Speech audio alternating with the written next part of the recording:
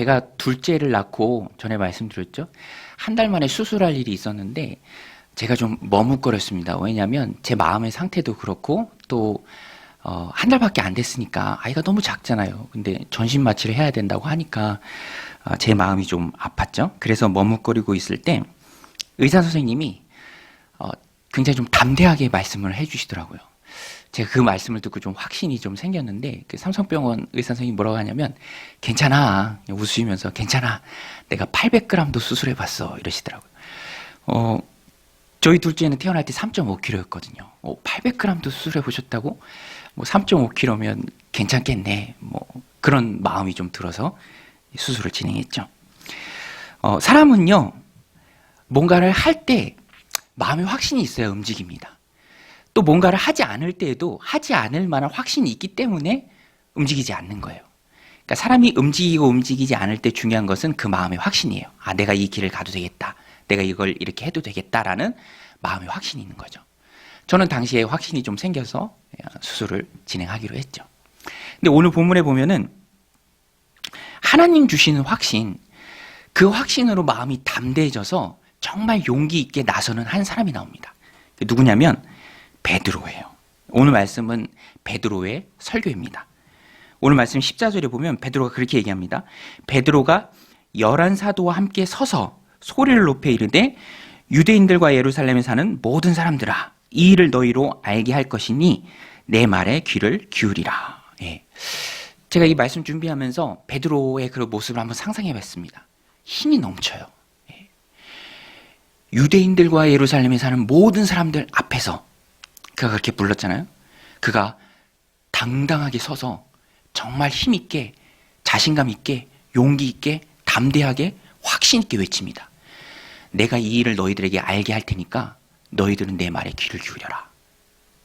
정말 확신 있게 얘기하는 베드로죠. 여러분, 탁월한 선생님들이 왜 탁월하다고 그런 이야기를 듣냐면 사람들에게 확신을 주기 때문에 그래요. 학부모님들에게 확신을 주죠. 어머니, 저를 믿으셔야 합니다. 전적으로 제 말을 따르셔야 합니다. 제 말만 따르면, 제가 시키는 대로만 하면 이 아이 스카이 갑니다. 이렇게 확신 있게 얘기하는 거죠. 그러면 그 확신 앞에 부모들이 설득을 당하는 거예요. 물론 아무 근거도 없이 그렇게 얘기한다면 사기꾼이겠죠. 그러나 정말로 답을 안다면, 확실한 답을 안다면, 그래서 확신 있게 얘기한다면 당연히 그 앞에서 사람들은 설득을 당하게 돼 있습니다. 베드로가 그랬어요. 답을 알고 있었습니다. 그래서 당당하게 서서 자신감 있게 내 말에 귀를 기울이라. 내가 너희로 알게 하겠다라고 힘있게 얘기하는 거죠. 그런데 지금 이렇게 얘기하는 베드로의 모습이 좀 낯선 게 사실입니다. 왜냐하면 우리가 성경을 읽어보면, 저도 어렸을 때부터 성경을 읽을 때 복음서에 나오는 제자들은 왜 이렇게 한결같이 그 세상 말로 찌질할까? 왜 이렇게 좀 부족할까? 막 자기네들끼리 싸우고, 막 높은 자리 가겠다고 싸우고, 막 예수님 막 기도하시는데 자고 막 답답하죠. 베드로도 그랬습니다. 앞뒤 안 가리고 나서기는 했는데 뒷심이 약했어요. 이 수습이 안 되는 거라. 예수님 그 물에 걸어오실 때에도 베드로가 걷지만 금방 의심해서 빠지고요. 또 그래서 예수님 건져주시고, 또 예수님 잡히시는 날 밤에는 막 혈기 부리면서 그 대제사장의 종 말고의 귀를 자르잖아요. 막 예수님이 수고스럽게 다시 붙여주시고, 또 결정적으로 예수님 잡혀가실 때 그 손가락이 무서워서, 자신이 당할 일이 무서워서 작은 소녀의 말에 예수님 모른다고 3번씩이나 부인합니다. 그리고 예수님 부활하셨지만 부활하신 것 알고도 예수님 뵐 면목이 없으니까 다시 갈릴리로 고기 잡으러 가고 축 늘어져서 예수님 다시 오셔서 회복시켜 주시고. 그러니까 베드로는, 복음서에 나오는 베드로는 열정은 넘쳤지만 뒷심이 약했고요. 그러니까 전반적으로 손이 많이 가는 제자였어요. 예수님 없이는 안 된다, 뭐 이런 생각이 들 정도로 그런 모습이 있었다는 것입니다. 그런데 사도행전에 나오는 베드로는 틀려요. 사도행전 초반부는 베드로의 사역에 집중합니다. 교회 기둥이었어요. 오늘 여기서도 담대하게 일어서서 확신 있게 사람들에게 설명합니다. 차이가 뭐죠? 차이는 분명하죠. 성령의 충만함을 받았습니다. 성령 받기 이전의 제자들과 성령 받기 이후의 제자들은 하늘과 땅 차이입니다. 성령 받으면 내가 아니에요. 내가 일하는 게 아니라 내 안에 성령님께서 일하시는 거죠. 그러니까 성령 받고 일하니까 담대하고 용기가 생기고 단순한 만용이 아닙니다. 객기를 부리는 게 아니에요. 성령께서 힘을 주시고 성령께서 깨닫게 하시니까 저 사람들이 모르는 답을 베드로가 알고 있는 거예요. 그러니까 당연히 손들고 일어서서 그 길을 가르쳐 주시는 것이죠. 담대하게 알려주는 겁니다. 베드로의 그 성령 충만한 설교는 오해를 푸는 것부터 시작을 하는데요. 내가 너희로 하여금 알게 하겠다라고 얘기하잖아요. 뭘 알게 하냐면 지금 많은 사람들이 놀라기는 하지만 그 중에 일부는 조롱을 하는데 어떻게 얘기하냐면 저들이 새 술에 취했다라고 얘기합니다. 저들이 새 술에 취했다. 지난주 본문 마지막에 그렇게 끝나잖아요. 저들이 새 술에 취했다. 베드로가 그 오해를 어떻게 푸냐면 아주 간단명료하게 풉니다. 너희들도 지금 아는 것처럼 지금은 오순절이다. 보통 오순절은 금식 기간입니다. 유대인들은 밤에 금식하죠. 지금은 삼시다. 삼시라는 건 우리나라 시간으로 환산하려면 6시간을 더하면 돼요. 그러면 오전 9시예요. 10시가 지나야 금식이 끝나요. 그러니까 너무 명료한 거죠. 지금 삼시인데 무슨 술을 먹느냐. 너희들도 아는 것처럼 지금 금식 기간이 아니냐. 그러니까 아마 그 얘기를 듣는 많은 사람들은 순간에 오해가 다 풀렸을 겁니다. 맞다. 지금 금식 기간이지. 아직 10시 안 됐지. 오전 9시지. 베드로의 이 오해를 푸는 말에 금방 수긍했을 거예요. 그럼 이건 무슨 현상이냐? 술 취한 게 아니면 왜 학식이 없는, 배운 적이 없는 갈릴리 촌 사람들이 이렇게 외국어를 하고 있느냐? 우리가 나고 자랐던 그 지역의 말로 하나님의 놀라운 일들을 얘기하고 있는 이 현상은 뭐냐? 그때 베드로가 얘기하죠. 오해를 풀고 얘기합니다. 이것이 바로 너희들이 잘 아는 그 요엘 선지자가 예언했던 성령이다. 성령이 강림하신 것이다. 오늘 말씀 16절, 17절인데요. 우리 같이 한번 읽어보겠습니다. 16절, 17절 시작. 이는 곧 선지자 요엘을 통하여 말씀하신 것이니 일렀으되 하나님이 말씀하시기를 말세에 내가 내 영을 모든 육체에 부어주리니 너희의 자녀들은 예언할 것이요 너희의 젊은이들은 환상을 보고 너희의 늙은이들은 꿈을 꾸리라. 예. 이게 갑자기 일어난 일이 아니라는 거예요. 아버지 하나님께서 약속하신 요엘 선지자가 예언하신 그 성령님, 하나님의 영, 거룩한 영이 오셨다. 구약 시대에도 성령이 있었고 이전에도 성령이 있었지만 그 사역은 제한적이었지 않느냐. 그런데 지금 말세에 모든 육체에 하나님께서 성령을 부어주신 것이다. 너희들이 지금 보고 있는 이 사람들이 약속 성취의 결과물이다. 증거물이다. 이 얘기를 베드로가 하고 있는 것이죠. 베드로가 여기서 얘기하는 것은 하나님은 변함없이 약속을 성취하시는 분이다. 약속을 이루시는 분이다 라는 것입니다. 여러분, 하나님은 약속을 이행하시는 분인 줄로 믿습니다. 하나님은 약속을 이행하시는 분이에요. 우리가 하나님의 성품을 많이 이야기할 때 신실하신 하나님이다 라고 얘기해요. 영어 성경에 보면 faithful God, faithful. 그러니까 단어 뜻은 그거예요.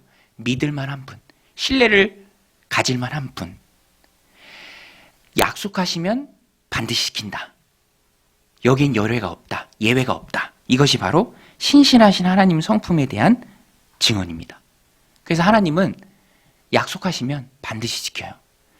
사람은 그렇지 못합니다. 사람은요, 제가 말씀드렸잖아요. 우리 인테리어 하는 사장님도 너무너무 좋으신 분이거든요. 상업 인테리어는 안 하고 교회만 전문적으로 하기 때문에 분위기를 알아요. 따뜻하게 연출합니다. 잘 믿는 분이에요. 그럼에도 불구하고 같이 일을 진행하면서 저한테 되게 많이 했던 말이 그거예요. 아, 목사님 죄송합니다. 제가 꼭 해드려야 되는데. 왜냐하면 이분도 다른 일이 있는지라 언제까지 해드린다고 했지만 계속 딜레이가 되는 게 굉장히 많았어요. 저는 다 이해하죠. 왜냐하면 사람이기 때문에 그래요. 왜냐하면 상황을 컨트롤해야 약속을 지킬 수 있는데 사람이기 때문에, 연약하기 때문에 악해서 그런 게 아닙니다. 컨트롤할 수 없는 상황이 벌어져요. 그러니까 약속을 못 지키죠. 우리가 경험하면서 살아오면서 늘 알잖아요. 사람은요, 절대로 믿음의 대상이 아닙니다. 그래서 믿고 뭘 한다? 여긴 굉장히 조심해야 돼요. 왜냐하면 하나님이 아니기 때문에 변심을 하고요. 변심을 안 할지라도 상황을 컨트롤할 수 없는 존재입니다. 그래서 우리가 하나님만 믿어야지 사람은 믿음의 대상이 아니에요. 좀 말씀을 준비하면서 어렸을 때 있었던 일도 생각났는데, 어느 날 저희 어머니가 저랑 형한테 커다란 빨간색 돼지 저금통을 사주셨어요. 연초로 기억해요. 야, 올해부터 여기에 모아라. 그러면서 아주 철석같이 약속하셨습니다. 여기에 모으는 건 다 너 거다. 너네들 거다. 그래서 형이랑 저랑 동전 모으고 1,000원짜리 구겨서 넣고 정말 묵직해질 때까지 열심히 모았습니다. 그런데 어느 날 어머니가 심각한 표정으로, 어두운 표정으로 저희 방에 들어오셨어요. 손에는 부엌칼을 들고 들어오셨어요. 아니, 자녀 방에 왜 부엌칼을 들고 들어오죠? 그럴 일이 별로 없잖아요. 그러더니 단호한 표정으로 형과 저의 돼지를 잡으셨습니다. 저랑 형이랑 얼마나 울면서 매달렸는지 몰라요. 형은 좀 과하게 매달리다가 약간 좀 발로 채이고 막 그랬어요. 뭐 당시 어려움이 있죠. 그 형편이 얼마나 어려우면 자녀들 돼지통까지 가르겠습니까? 다 이해하죠. 그렇지만 생활이 다 그렇다라는 거예요. 사람이 얼마나 연약하냐면 100가지 환경이 있으면 100가지 환경이 다 영향을 받습니다. 마음도 영향을 받고요. 상황도 영향을 받고요. 그래서 누군가와 했던 그 약속을 지키지 못할 때가 많이 있어요. 저희들이 다 그러면서 살잖아요. 자녀들과 약속한 거 다 지키나요? 부모라고 해서 그렇게 지킬 수 있는 능력이 있나요? 그렇지 못하죠. 그러면 그럴수록 우리가 마음 가운데 더 큰 소망이 되는 게 뭐냐면 더욱 하나님께 매달리는 거예요. 하나님은 약속하면 지키시는 분이에요. 그 하나님의 신실한 성품에 의해서 약속하신 걸 지키지 않을 가능성이 단 1도 없다는 거예요. 그러니까 우리가 믿고 의지할 분은 오로지 하나님이시죠. 오로지 하나님. 여러분, 하나님만 믿고 의지하시기 바랍니다. 사람은 의지할 대상이 안 돼요. 오늘 본문에서도 분명히 지키잖아요. 예수님 오시기 400년 전에 있었던 그 놀라운 예언들. 또 예수님도 말씀하셨잖아요. 너희들가 몇 날이 못 되어 아버지의 약속하신 성령을 받을 것이다. 예루살렘을 떠나지 말고 모여있어라. 기도해라. 누구의 영향도 받지 마라. 어떤 환경에도 영향받지 마라. 내가 약속한 것이니 떠나지 말고 기도해라. 열흘 기도하고 성령님 오셨습니다. 하나님의 놀라운 일들을 말했어요. 오늘 우리도 하나님 붙잡아야 돼요. 하나님 말씀 붙잡아야 합니다. 왜냐? 하나님은 반드시 그 약속을 이루시는 분인 줄로 믿습니다. 베드로는요, 다른 확신이 아니에요. 이 확신이에요. 성령님 오셨다. 하나님 약속 지키신다. 이런 신실하신 하나님을 베드로는 굳게 믿었습니다. 그리고 그 확신 속에서 지금 말씀을 증거하고 있는 거예요. 그를 뜨겁게 만드는 확신이 무엇이냐면 그가 성령의 충만함을 받았죠. 베드로가 성령 받았습니다. 복음서에 나오는 그 모습들은 다 잊으셔야 돼요. 지금 베드로는 성령 받은 베드로예요. 전과는 완전히 딴판입니다. 그동안 그의 머릿속에 있었던 구약의 성경 지식, 자신이 경험한 예수 그리스도, 그분의 죽으심과 부활, 그리고 이제까지 행하셨던 예수님의 많은 권능과 기사와 표적들, 그것이 그동안에는 막 머릿속에 산재해 있었던 거예요. 실타래처럼 뒤엉켜 있었습니다. 그런데 성령이 그에게 충만히 임재하시니까 이게 하나로 다 정리가 돼버렸어요. 베드로는 깨달았습니다. 놀라운 깨달음이 있었어요. 그리고 그 깨달음이 베드로에게 지금 큰 확신을 주고 있는 거예요. 그래서 그가 일어서서 담대히 사람들에게 복음을 증거하고 있습니다. 베드로가 깨달은 확신이 뭐죠? 머릿속에 산재해 있던 그 배경 지식들이 하나로 정리된 게 뭐죠? 모든 게 하나님의 뜻대로 이루어진다는 거예요. 우리 한번 따라서 해보겠습니다. 모든 게 하나님 뜻대로. 여러분 믿으십니까? 사람 뜻이 아니라 하나님의 뜻대로 이루어진다는 거예요. 베드로가 무릎을 친 거예요. 놀라운 깨달음입니다. 야, 이거구나. 큰 확신이 생겼어요. 보세요. 예수님의 죽으심도 그냥 불쌍한 죽으심이 아니라 다 하나님의 계획 가운데 있었다는 거예요. 사람들이 예수 그리스도를 넘기고 팔고 조롱하고 핍박하고 십자가에 내어준 것도, 빌라도의 손을 빌려서 죽인 것도 하나님 계획의 일부였다는 겁니다. 오늘 말씀 23절인데요. 우리 같이 한번 읽어보겠습니다. 23절 시작.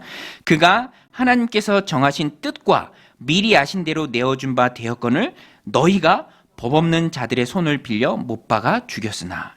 여기서 그는 예수님입니다. 하나님께서 정하신 뜻과 미리 아신 대로 내어준 거예요. 이거 하나님의 계획이었습니다. 그런데 그 계획의 실행 과정 가운데 뭐가 나타났냐면 사람들이 예수님을 넘겨줬다는 거예요. 이 법 없는 자들은 율법이 없는 자들인데요. 로마인들을 뜻합니다. 특정인이죠. 빌라도예요. 빌라도의 손을 빌려서 너희가 예수님을 판 것, 그런데 그것조차도 하나님의 뜻과 섭리에 있었다라는 거예요. 이게 여러분 너무 오묘한 겁니다. 사람의 뜻이 있고요. 하나님의 뜻이 있습니다. 이 둘이 어떻게 양립할까? 우리가 완전히 이해할 수는 없어요. 저 사람이 어떤 악한 일을 해요. 그런데 그 악한 계획도 하나님의 뜻 가운데 있어요. 그러면 하나님께서 그 사람을 사용하신 것이죠. 그렇지만 그 책임은 그 사람에게 있는 거예요. 그러니까 너무너무 오묘한 거죠. 하나님이 바로의 마음을 강팍하게 하셨습니다. 그래서 바로는 끝끝내 이스라엘 백성들을 놔주지 않았어요. 성경은 여러 곳에서 사람의 뜻과 하나님의 뜻이 양립함을 보여줍니다. 우리가 완전히 다 이해할 수는 없어요. 그렇지만 성경이 그것을 인정하고 증언합니다. 이 일을 사장으로 넘어가서 제자들은 어떻게 얘기하냐면 27절, 28절에 보면 과연 헤롯과 본디오 빌라도는 이방인과 이스라엘 백성과 합세하여 하나님께서 기름 부으신 거룩한 종 예수를 거슬러, 그 다음에 뭐라고 얘기하냐면 하나님의 권능과 뜻대로 이루려고 예정하신 그것을 행하려고 이성해 보였다. 그러니까 다 하나님의 계획 가운데 있습니다. 하나님께서는 악한 자의 악한 계획도 하나님께서 사용하세요. 요셉을 보세요. 형들이 요셉을 미워해서 애굽의 종으로 팔았죠. 그런데 그 계획도 하나님 계획 가운데 일부였습니다. 나중에 요셉이 뭐라고 고백하죠? 형들이 나 여기로 판 거 아닙니다. 하나님이 나를 이곳으로 미리 보내신 겁니다. 이렇게 얘기해요. 그러니까 예수님이 유다에 의해서 팔려지고 빌라도의 손에 의해서 팔도록 사람들이 부추겨지고 노력하고 다 예수님을 넘겼지만 그조차도 하나님의 계획 가운데 있었다라는 거예요. 물론 그렇다고 하나님이 그 사람들을 사용하고 쓰신 거니까 그 사람들의 죄가 없다 이렇게는 말할 수 없어요. 그 사람들은 그렇게 하지 말았어야 합니다. 요셉의 형들도 요셉을 팔지 말았어야 했어요. 하지만 그 사람들이 방해한다고 계획을 어그러뜨리려고 한다고 사람의 뜻대로 그게 무너지는 게 아니라는 거예요. 사람들이 무슨 일을 하건 하나님의 뜻은 반드시 이루어진다. 하나님이 주도적으로 구원 역사를 또 우리들의 삶을 이끌어 나가신다라는 것을 성경이 여기서 보여주고 있고 베드로가 그것을 깨닫고 있는 거예요. 그리고 구원 복음을 사람들에게 전하고 있는 것입니다. 이 말씀을 우리가 믿을 때 붙잡아야 할 메시지가 있습니다. 그것은 하나님 주권이에요. 하나님 주권. 우리 강동 정용교회는 장로교회입니다. 장로교회 너무너무 좋은 교리, 하나님 주권 사상이에요.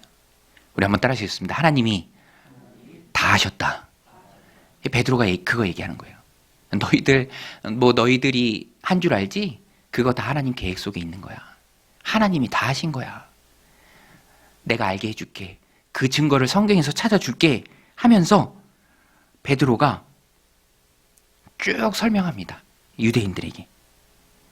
24절에 보면 우리 24절 같이 한번 읽어보겠습니다. 시작. 하나님께서 그를 사망의 고통에서 풀어 살리셨으니 이는 그가 사망에 매여 있을 수 없음이라. 하나님의 뜻에 따라 예수님을 구원자로 보내주셨고 십자가에 내어주셨고 또 부활시키셨습니다. 우리 주님은 사망에 매여 있을 수 없는 분이시기 때문에 그렇죠. 그리고 그 주님은 하나님의 뜻대로 살아나신 주님은 하나님 우편에 앉아 계시다가 심판주로 다시 오실 거예요. 베드로가 그거를 얘기합니다. 구원 역사를 처음부터 끝까지 주도하시는 분은 하나님이시에요. 하나님의 주권 사상은 성경에서 많이 나옵니다. 그래서 베드로는 자기 얘기를 하지 않아요. 확신에 차서 자기 얘기를 하는 게 아니라 확신에 차서 베드로가 한 얘기는 성경의 예언입니다. 베드로의 설교는 성경으로 꽉 차 있어요. 특별히 다윗의 시편 많이 이용합니다. 베드로는 다윗을 선지자로 인식했어요. 다윗은 선지자다. 그리고 선지자인 다윗에게 하나님이 미리 보여주신 계시가 있었고 다윗은 그 미리 본 것을 자신의 시편에 기록해 두었어요.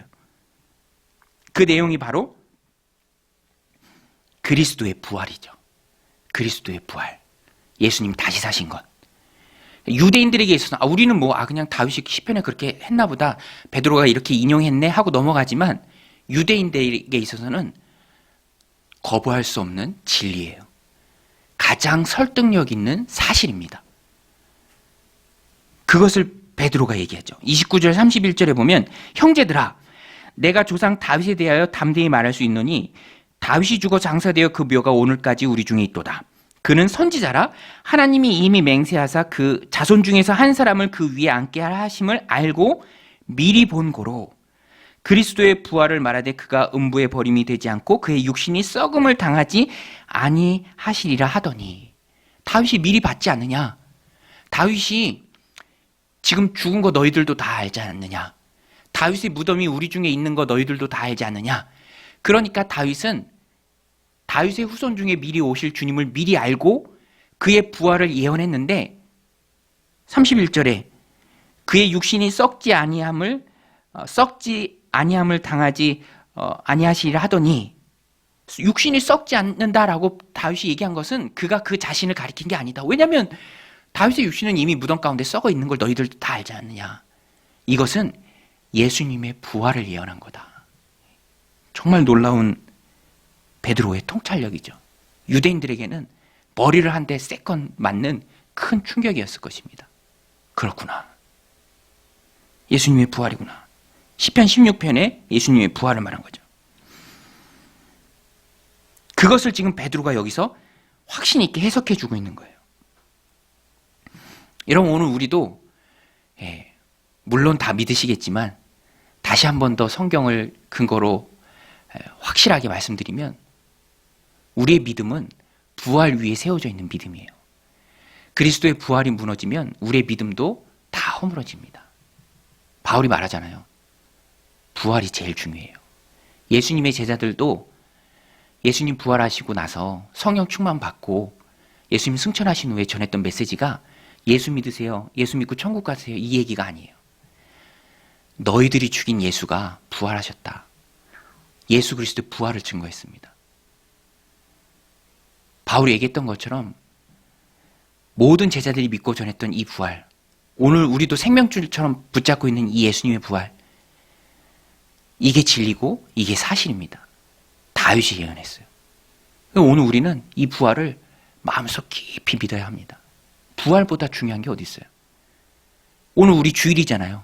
주일도 부활절의 연장선상에 있어요. 예수님 부활하신 안식 후 첫날 주일에 초대교회부터 모였습니다. 부활을 기념하는 날이에요.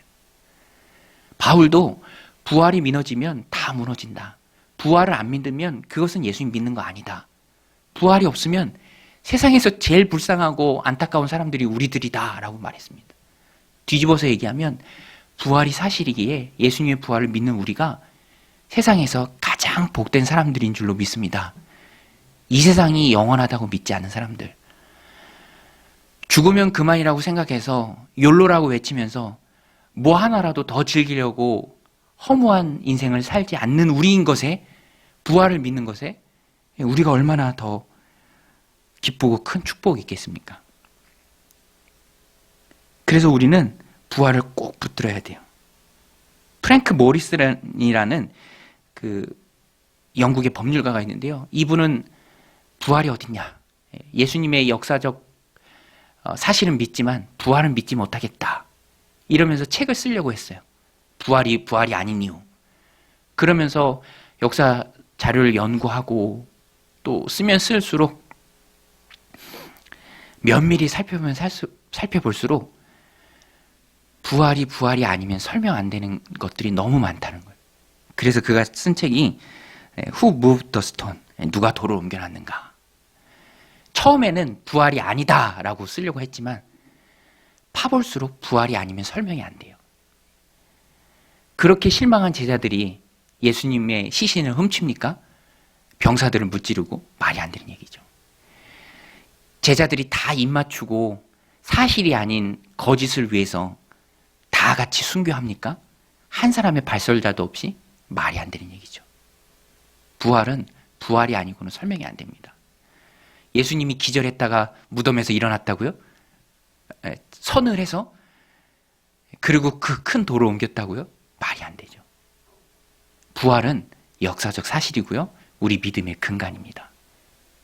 부활을 통해서 예수 그리스도를 영접하는 거예요. 오늘 베드로가 예수 그리스도의 부활을 다윗의 말을 인용해서 정말 부인할 수 없도록 사람들이 설명을 해요. 그리고 베드로가 한 번 더 쐐기를 박습니다.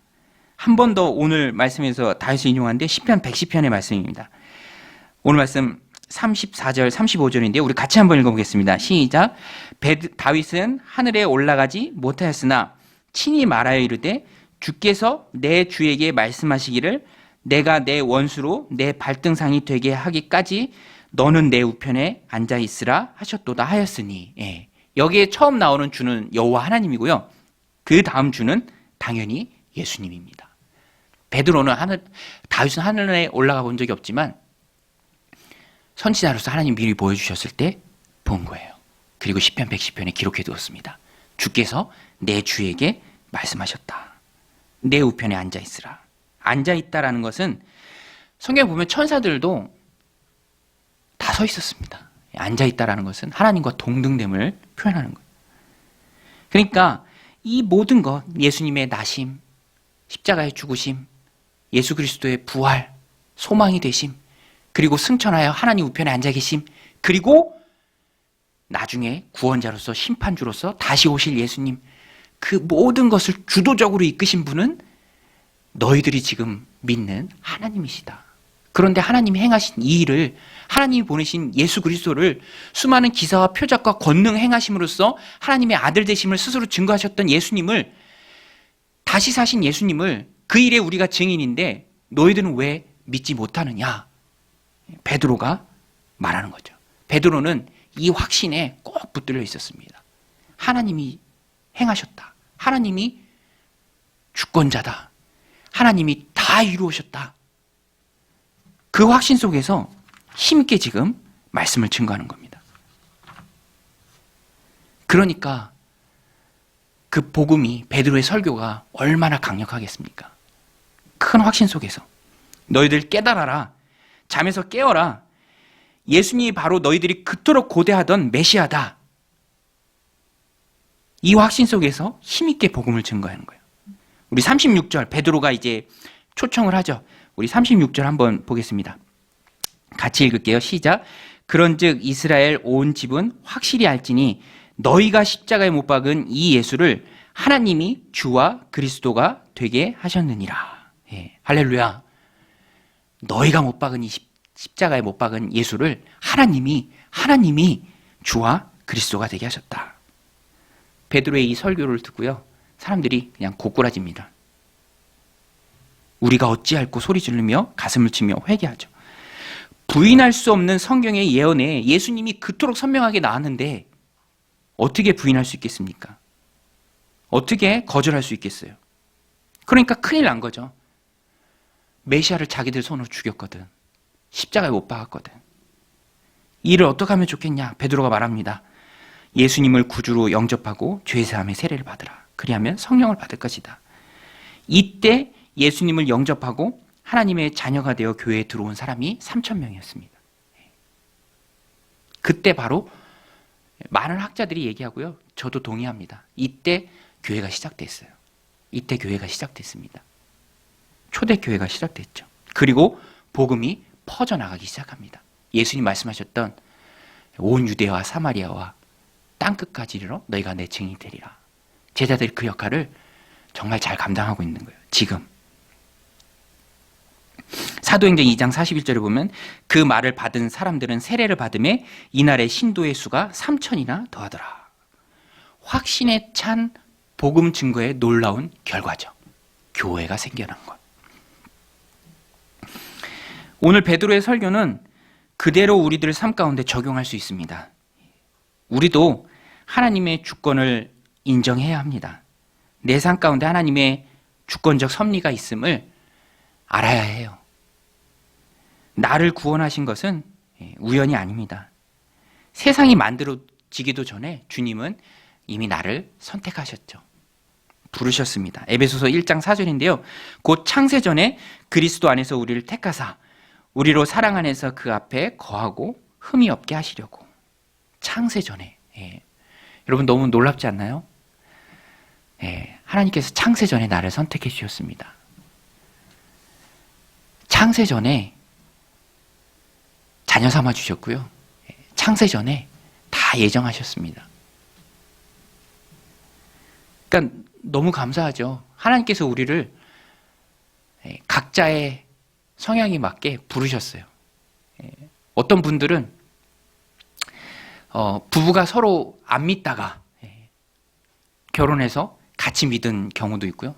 또 어떤 분은 남편은 좀 소원하다가 부신 아내를 만나서 결혼하고 어느 시점에 같이 부름을 받고 또 신실하게 섬기기도 하고, 어떤 분들은 큰 위기 가운데 천부의 의지 없어서 손들고 나옵니다 하면서 예수님을 영접한 분들도 있고요.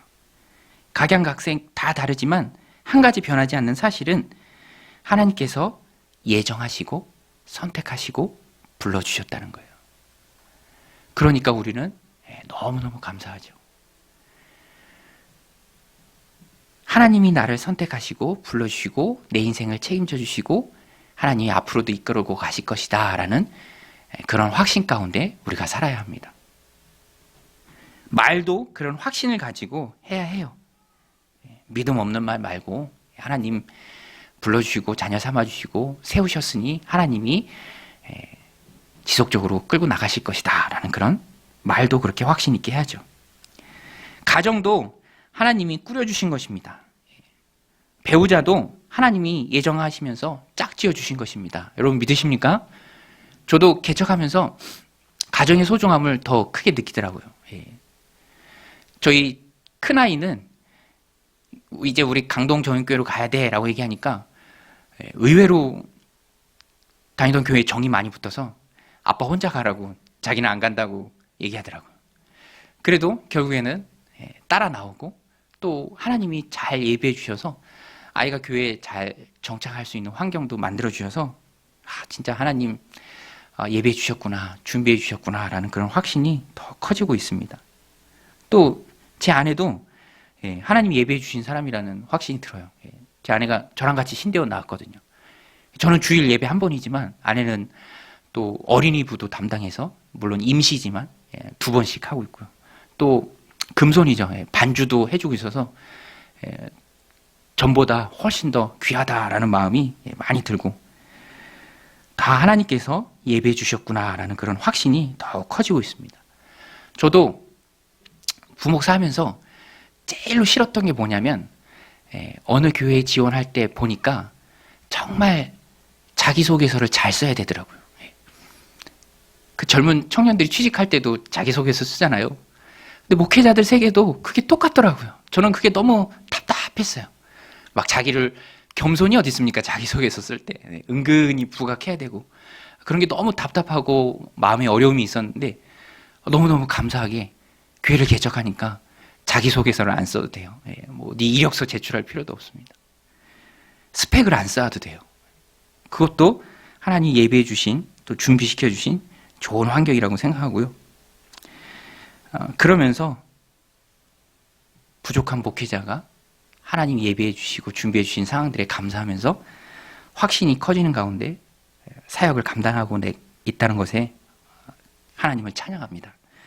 바울도 그 사역의 원동력은 확신이었습니다. 힘든 일 많이 겪었지만 그 누구도, 그 어떤 상황도 자기를 예수 그리스도 안에 있는 하나님의 사랑에서 끊을 수 없다라는 확신이 있었어요. 로마서 8장 38절 39절에서 그가 고백하죠. 내가 확신하노니 사망이나 생명이나 천사들이나 권세자들이나 현재인이나 장래인이나 능력이나 높음이나 깊음이나 다른 어떤 피조물이라도 우리를 우리 주 그리스도 예수 안에 있는 하나님의 사랑에서 끊을 수 없으리라. 오늘 저와 여러분들 가운데서도 하나님이 다 하신다. 하나님의 사랑으로 나를 이끄신다. 내 인생을 하나님 책임져 주신다. 하나님 선한 길로 섭리하신다. 이런 확신 가운데 살아가는 저 여러분들이 다 되시길 바랍니다. 또 우리는요, 확신을 가지고 오늘 말씀의 두 번째 적용이라고 할 수 있는데요. 증인이 되어야 합니다. 우리 한번 따라서 볼게요. 증인이 되자. 오늘 말씀 32절인데요. 같이 한번 읽어보겠습니다. 시작. 이 예수를 하나님이 살리신지라 우리가 다 이 일의 증인이로다. 제자들은 증인으로서 설교하고 증인으로서 복음 증거한 것입니다. 봤으니까 말을 안 할 수가 없죠. 예수님 부활하신 후에 40일 동안 제자들과 함께 있었잖아요. 예수님 그동안 행하신 기적과 표적과 이적들 다 알았기에 그냥 입을 닫고 있을 수 없었다라는 거예요. 사람들이 오해하고 잘못 생각할 때 오늘 우리도 베드로처럼 손 들고 일어서야 합니다. 하나님 다 하신다라는 확신 가운데 담대하게 복음을 증거해야 합니다. 복음에 좋은 설명자들이 되어야 돼요. 복음에 좋은 설명자들. 확신을 가지고 예수님이 그리스도이심을 증거해야 합니다. 당신이 처한 그 문제의 해답은 주님 안에서 해결될 수 있습니다. 당신이 아무리 인간적으로 고생하고 노력한다고 해도 내 영혼의 주인이신 예수님을 만나야 합니다. 그래야 인생에 참 행복이 찾아옵니다. 이 세상이 전부가 아닙니다. 이렇게 말할 수 있어야 돼요. 나는 그 예수님을 이미 만났고 세상이 줄 수 없는 평안과 기쁨과 확신 가운데 오늘 살아가고 있습니다. 라고 베드로처럼 힘있게 전파할 수 있어야 합니다. 때를 얻든지 못 얻든지 예수가 그리스도이심을 증언해야 합니다. 내가 전하면 하나님이 하신다라는 확신을 가지고 있어야 해요. 베드로도 그랬잖아요. 확신 속에서 전했더니 하나님 일하셔서 사람들 변화시키셔서 그날의 신도의 수가 3,000이나 더했죠. 제가 말씀 준비하면서 어떤 목사님이 쓰신 책 기억이 났습니다. 그분이 잊혀지지 않는 기억이다라고 하면서 썼던 자기의 일화인데요. 이 목사님 젊은 시절 대학 다닐 때 버스 타고 학교 가는데 갑자기 중년의 아저씨가 큰 소리로 말하더래요. 버스 안에서. 여러분, 저를 좀 보세요. 그러면서 자기 얘기를 하더래요. 저는 수십 년 동안 무좀으로 고생했는데 여러 종류의 무좀약을 썼으나 낫지 않다가 민간요법으로 무좀이 낫는 약을 개발했습니다. 그러면서 그 약의 제조 방법도 잘 설명을 하대요. 뭐 식초에 기름을 타고 뭐 걸쭉하게 콩가루를 섞어서 그것을 환부에 바르면 깨끗이 낫습니다. 여러분 한번 해보세요. 그래서 이 목사님이 약 파는 분이구나. 옛날에 그런 분들 많았잖아요. 약 팔겠구나. 그런데 놀라운 것은 이분이 그렇게 약을 설명하고 자기 얘기를 하더니 다음 정거장에서 내리더래요. 여러분 그럼 건강하십시오.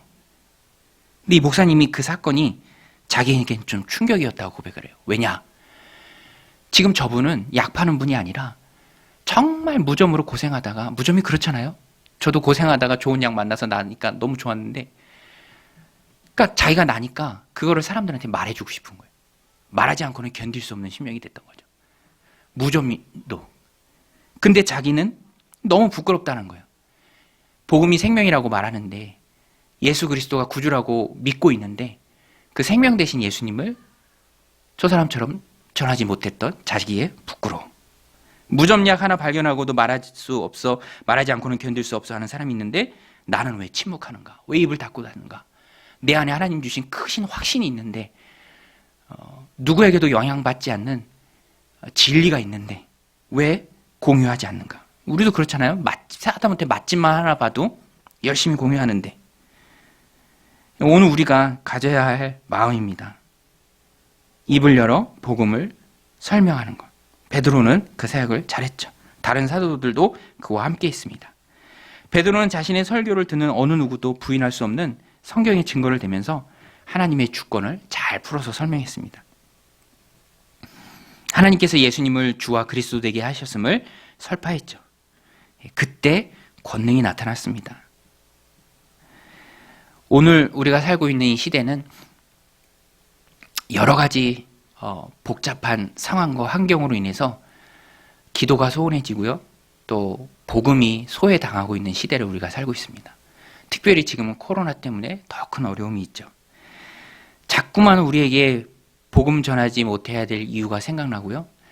기도를 쉬워야 될 이유가 생각나는 시대를 우리가 살고 있습니다.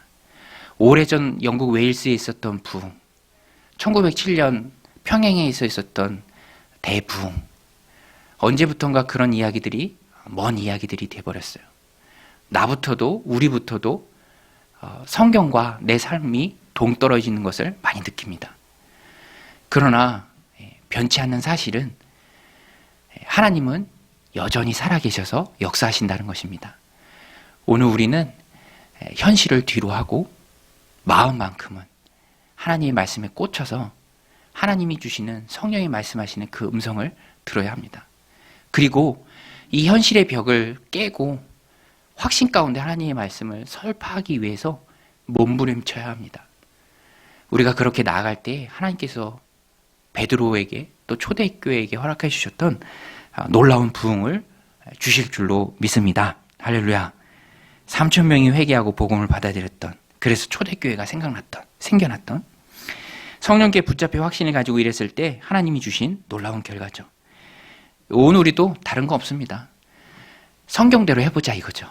성경대로 해보자. 하나님 초대교회에게 은혜 부어주셨으니까 오늘 우리도 하나님이 소원 주시는 만큼, 또 능력 주시는 만큼, 마음 주시는 만큼, 확신 주시는 만큼 열심히 있는 곳에서 복음을 증거하는 것이죠. 나부터 하나님이 다 하신다라는 확신을 가지고 살아가는 것입니다.